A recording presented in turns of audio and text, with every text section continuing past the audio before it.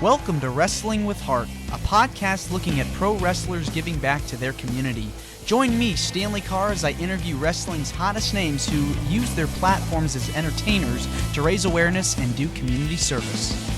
Hello and welcome to another edition of Wrestling with Heart. This is the show where we talk with professional wrestlers and professional wrestling personalities about their lives in and outside of the ring, as well as doing acts of charity work, community service, volunteering, and spreading positivity. We're always about the positive vibes here on the show. And with me right now, I've got a very special guest. He is a professional wrestler, promoter, and trainer. Pleased to welcome the one and only Frankie DeFalco. Welcome, Frankie, to Wrestling with Heart. Thank you, Stan. Appreciate it. How you been? Pretty good. Yourself? Oh, it's a beautiful day. All right. Can't go wrong with that. So you're from Wisconsin. Tell me about your childhood and upbringing. My childhood was at the age of 5. I started watching professional wrestling because back then it was the territories. So I was in the AWA territory. And I got hooked. Not right away though, but I started watching professional wrestling at that point. You know, typical kid, go to the playground, playing baseball, basketball with the local kids and everything else. And it was a good upbringing that I had. Great parents, Catholic upbringing, and Sicilian, of course.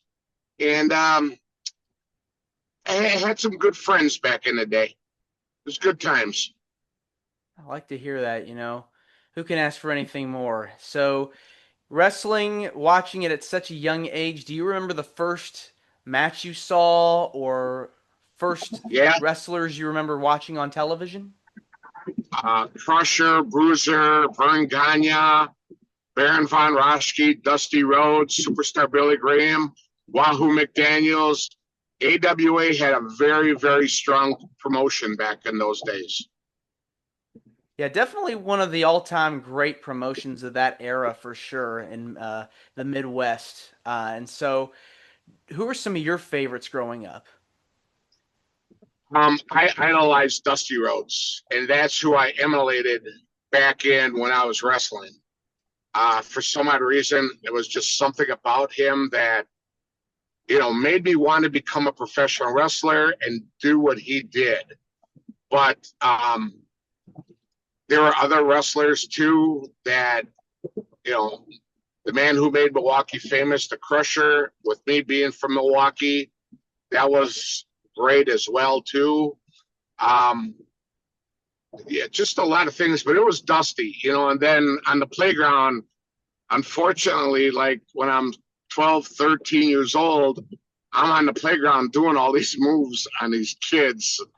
I had no idea what I was doing. You know, I'm pile driving kids on concrete. And there was one kid, we were like wrestling on the grass, and I put the figure 4 on him. And apparently he ended up tearing some cartilage in his knee. I didn't know, you know, I apologized to the kid, but I didn't know any better. Yeah, it's what's that saying? Don't try it at home. That's basically what you don't do, you know. Yeah. If you don't know the business, of course, it's a lot different now where everyone thinks they know the business. Yeah, don't do this stuff at home. It's a lot of work. You know, it takes so much to become a professional wrestler. You really have to get your body in shape and conditioned. And I've had so many people on the show talk about their training experiences. What was yours like? I trained in a boxing ring. And how I got started was I used to be a gym teacher, physical trainer over at the local Milwaukee Boys and Girls Club. And there was apparently some guy who said he was a wrestler, and he was putting holds on the kids there, which these days you cannot do, you know. But they kept telling me, Frankie, there's a guy, he says he's a wrestler, he keeps putting holds on us and he's hurting us. So it just happened that I got to work early one time and he had a hold on a kid. And I put this guy in a chicken wing And I didn't know any better again. And when I released it, he said those magical words, "How'd you like to become a professional wrestler?" I'm like, "Sure." So I met a guy who trained me by the name of Al King Kong Patterson, African American legend. Um, he was related to Bobo Brazil and Ernie Ladd. They all worked together back in the days. I trained, like I said, in a boxing ring, which hurt a lot, taking bumps and everything else. I trained for 2 months, and I had my first match May 24th, 1979, at a place called the Crystal Palace in Milwaukee, Wisconsin. Fun times.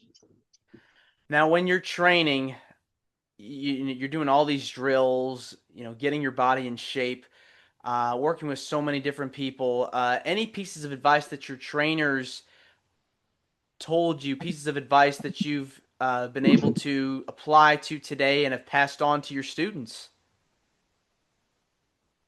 Um, I trained with Al. I worked some shows for Al, but then a guy by the name of Chris Curtis, he was a local enhancement guy here in Milwaukee. We used to work together for a security group at Milwaukee Brewery Games and Summerfest, the world's largest music festival in Milwaukee. And he asked me if I wanted to go work for him and Tom Rocky Stone in Milwaukee. I'm like, sure, why not? So they furthered my training on how to do things a little bit more better than Al had trained me with. And that was a whole new experience going with Stone, because Al was more of a hands-on guy, where Tom Stone was a hands-on guy, but also verbalized what to do, if that makes sense. Yeah. So it's almost like reading a book, but you see pictures to it as well. Yeah, it's like being a visual learner. You're learning how to Exactly. do it. You're learning how to do it by watching, not just by hearing what's going on. And so Right, right. you're learning the techniques and all these different maneuvers. Um, Talk to me about your first match. I am sure you were nervous the first match you had, but Yeah. what were some things that made you start going, okay, I got through it. Now I'm ready for the next one? I wrestled a guy by the name of Ed Wildcat Hibble. And I couldn't sleep the night before. Not going to lie. The first show jitters. And when I got there, we went over the match, and I lost. But as time went on, I progressed a lot more than the veterans in that day and era were. And Al gave me a little push, where I had my first match in a major venue at the Milwaukee Auditorium. I trained with a guy by the name of Jeff May, who was a Milwaukee County Sheriff, Al's right-hand man. We went up against a team called the Slaughterhouse Brothers. And there was about 3,000 people in a 6,000 seat venue, which was nice. And we won the UAW, or I'm sorry, United Wrestling Association. That was Al's name for his company, UWA. And we won those tag belts that night, which made me feel a lot more special, as I had a lot of friends and relatives at that show as well. So that made the show and the winning of the tag belts that much better for me. It was a good experience. There's definitely no better feeling than winning a championship, especially in front of Exactly. your family and hometown fans that come and support you. Um, Now, you had a stint with the WWE as well in the I did. 80s. Talk to me about that. Tom Stone was the go-to guy for WWE, and he got a bunch of guys together from Milwaukee. We would jump in a van and go do TV for WWE. Well, first it started with the AWA, where we would fly every 2 weeks to Las Vegas. And every once in a while, we would go to Rochester, Minnesota to do TV there. And then Stone got a call from Blackjack Lanza about doing TV for WWE. And that's right before WrestleMania 3 happened. So that was fun. That was a good time for that. Yeah, I mean, this was right in the heart of the rock and wrestling golden era, with the It Hogans and the was, Andre the Giants. I mean, it was huge. And so yeah. getting that exposure definitely, kicked everything up to a new level. So, talk to me about some of the differences between the promotions and the locker rooms, because when you enter a new locker room, you're leaving the AWA and going to this new locker room in the WWE. I mean, surely you experience some different environments. Well, very, very different. With AWA, Vern had a tight grip on his locker room. He very authoritative. He had his son Greg and Wahoo McDaniel and Sergeant Slaughter doing the booking at that time. Nick Bockwinkel also, Larry Zabisco. Vern gave them the finishes and what they wanted, and that's how it went for TV. When we were in Vegas, two separate locker rooms, way apart, two separate sides of the building. So you really couldn't talk to anybody unless you're at the hotel, and that's when you had the chance to talk to everybody. With WWE, it was great. It was catering, very loose locker room. Everybody talked to everybody. Um, it was very light-handed over there. Um, you found out who you were wrestling. They had two segments because WWE did 3 shows at that time. And if your name was on the board, that's who you found out who you were working. It was okay. It was good times. A lot of traveling, though, a lot of driving. They never flew us, which Mm. kind of sucked. Yeah, the one that made me stop doing WWE TV was we had TV in Cincinnati, which was like a 6-hour drive. Then we drove to Wheeling, West Virginia, which was like maybe a 2-hour drive, 3 hours. And then from Wheeling, West Virginia, back home to Milwaukee, which was a 13-hour drive. And that was it for me. I wouldn't do it anymore. I was done doing long drives.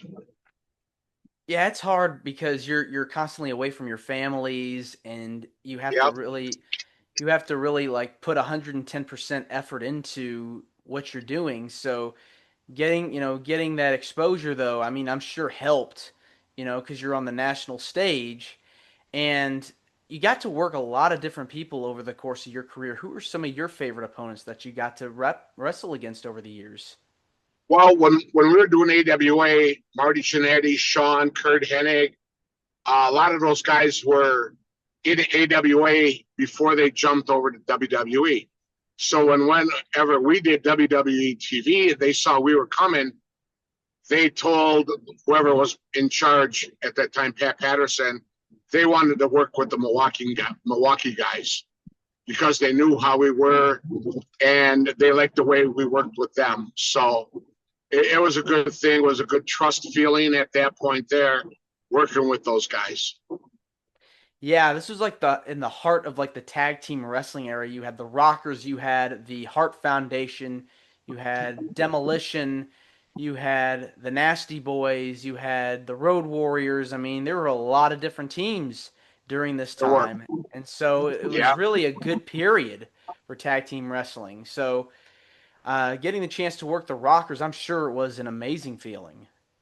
It was great. The first time we all met back down was in Tampa for WWE TV, and they saw us. We got all embraced each other. It was good. It was a good time. Had sit downs with them on what they had to get done now with their push in the WWE. So it was a good time. Now, I want to switch gears and talk about some of the stuff you've done outside of wrestling. I want to talk about some of the charity work that you've done over the years. What kinds of things have you done to help out in your community? I used to work with the Special Olympics in Milwaukee, and it was a great feeling helping those, kids what they like to do. With now back then I really wasn't much of a runner, but I was a very good softball player, and I would help the kids with softball, teaching them how to hit, how to make contact with the ball, which bases to run to, and everything else. So it was a very good special feeling. And then giving the awards, the medals to those kids who succeeded in their events. When did you get started with Special Olympics? Boy, it was in the mid 80s when I was working with them. I had worked with them for probably 5 years. So yeah, it was good. It was a good time. Yeah, I mean, when you're working with those kids, surely when you come out there, they love to see you. They love to see any, whether it's a wrestler or public figure, because their interactions. I mean, kids love interacting with wrestlers and all kinds of Yes, public figures, and so I'm sure it was very rewarding to be able to do that. it was. It was a great feeling. You always give them that congratulatory hug and embrace of how they succeeded, even if they didn't do well. You still encourage them to help them feel good. Yes, most definitely. Did you have like a favorite part about being with Special Olympics, being a part of the organization? Yeah, just encouraging them on what to do. That was the best part. Yeah, I And mean, helping them and just helping them, encourage them was the big key for that, you know, and trying to make them feel good, whether they were successful in what they did or weren't successful, and helping them know the difference between that, and just, letting them know that they were successful no matter what. And they appreciated that. was there a particular time or event that you were part of with Special Olympics where things may have seemed a bit hard, but you kept encouraging them to succeed and do well? Yeah, it was the Summer Olympic Games that they had, trying to, I mean, there were like, I would say over 1,000 kids. And each of us had our own little section of group that we were attending to. And like I said, I attended and helped them with the softball part. And it was fun. I ain't gonna lie. I totally enjoyed it. Um, I wasn't compensated. I wasn't looking for any compensation, just to help those kids succeed on what they did, helping them pick up the ball, helping them throw it to the right base. It was a great feeling. I totally enjoyed looking forward to it every year. There's no better feeling in the world than paying it forward to someone who needs it most. And Right. you also have a wrestling school and wrestling promotion, Brew City Wrestling. Talk to me about starting that up. I started that in January of 2004, and I started it running my shows on Friday nights, where if the guys worked for me on Friday, they could find themselves a booking on Saturday, double shot, and it was a good experience. But back then, I was running my shows every 2 weeks. So storylines only lasted like 2 months. So I spread things out, and then I went monthly. I was at a building called the AMF Lanes in Waukesha. It would hold maybe 100, 125 people. And I outgrew that building. I'm not complaining about it, but I outgrew it, and I went to a bigger venue where it was a multi-type venue where basketball, volleyball, everything else was in there. And when they would put the netting down, people could see my shows. So basically, I was giving the shows away for free, and I didn't like that. So I left that building there, and I went to a building called the I'm sorry, the Knights of Columbus in West Allis, Wisconsin. And it went very well, but we were butting heads. We were drawing huge there. But the Knights of Columbus wanted more money because they were filling up over there. And I didn't like that too much, where the bartender would always be drunk. And he was like, I don't know, the head of the Knights of Columbus over there. And we're, like I said, we're always butting heads. So they kicked me out. But before they were kicking me out, I found at the venue that we're at right now. We've been there for like 7-8 years now. It's the Elks Lodge 400 in Waukesha, Wisconsin. Beautiful venue. We always draw well over there. We always draw nothing less than 250 people. So we've been running now for, it'll be 22 years this coming January. That's amazing. Being able to have the successful career, run a wrestling school, take part in different charity organizations and charity work. It really is, such a great experience being able to do all these different things. And so, talk to me about some of the graduates you've had that have gone on to bigger things, major companies. A woman by the name of Sierra. She's done AW or AEW. Who else? He goes by the name of Perch. Dan Perch. He does GCW. He's done MLW. Demented Chucky Bates has done TV for several promotions. Gunnar Wicks has done TV for several promotions. I have had a lot of success. My school's name is the Thumpers Den Wrestling Academy. It's in Cudahy, Wisconsin. That's been going on for 8 years now, and it's very successful. Passing down the knowledge that I have from my students right now is a blessing for me, knowing that a lot of these kids will pass down their knowledge to the next upbringing that comes through the school as well. As of right now, I have about 15 students. And it's great watching them progress every day. Yeah, I mean, being able to have the school run for 22 years, producing graduates that are now working for major companies. What is your ultimate goal with the school, and where do you see your promotion going? I would like to get TV here in Milwaukee, without a doubt, and put my product on TV so people know more about it. We have a great following. The emailing list is huge, and it's a family show that we present. A lot of kids are at the shows.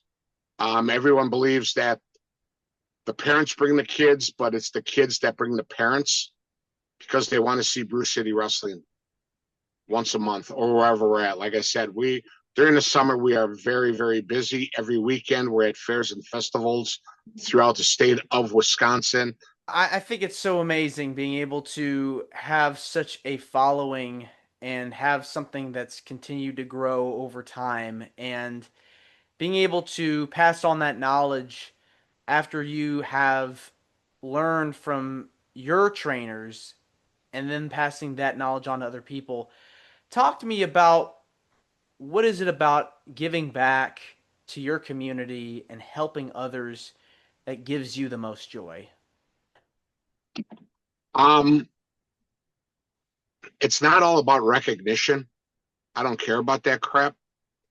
I believe in just getting the Brew City name out there, the Thumper's Den Wrestling Academy name out there, helping people to what they want to do.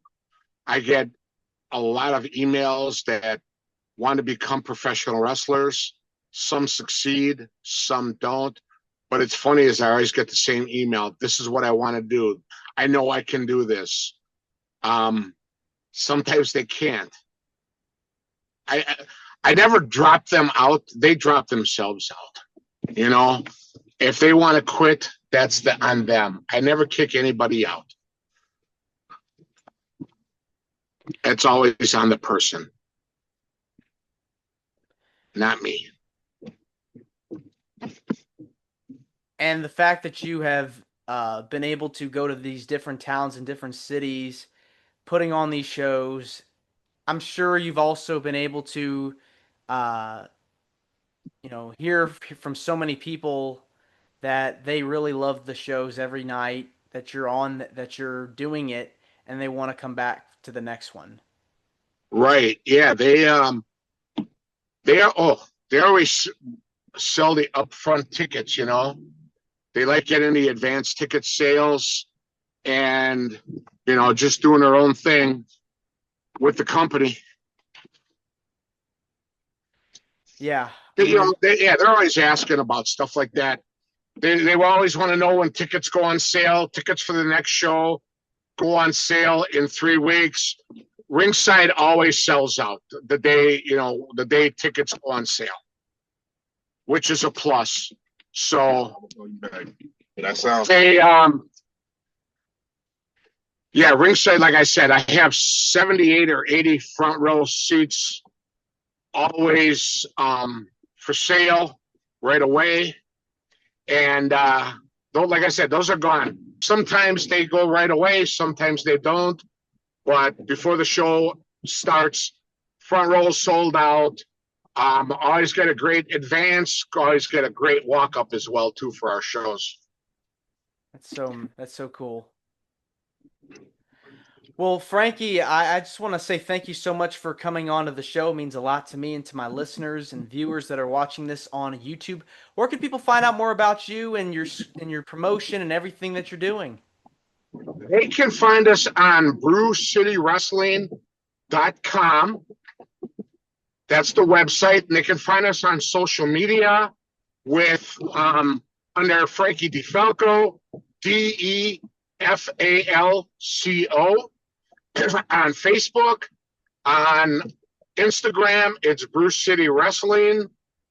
So, and Twitter or X, it's at BCW1. All right.